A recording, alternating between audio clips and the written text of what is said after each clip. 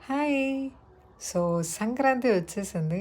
రంగురంగు ముగ్గులతో, గొబ్బెమ్మలతో, గాలిపటాలతో, కోడి పందాలతో, కొత్త అల్లుళ్ళతో, కొత్త సినిమాలతో, పిండి వంటలతో, హరిదాసు కీర్తనలతో, బసవన్న గెంతులతో, రేగి పళ్ళతో, భోగి మంటలు. సంక్రాంతి అంటేనే ఒక సెలబ్రేషన్ ప్యాకేజ్ గదా! So, wish you all a very happy Sankranti.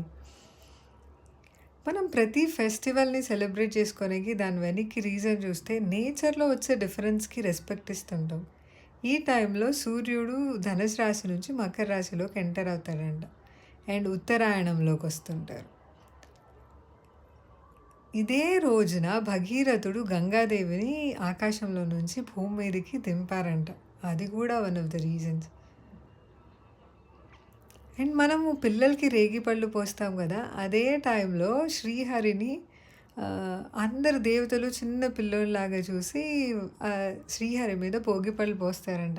So, అలా ఇక్కడ మనం పిల్లలకి రేగిపళ్ళు పోస్తే దాంట్లో చాలా హెల్త్ బెనిఫిట్స్ ఒస్తాయి అని నమ్ముతారు.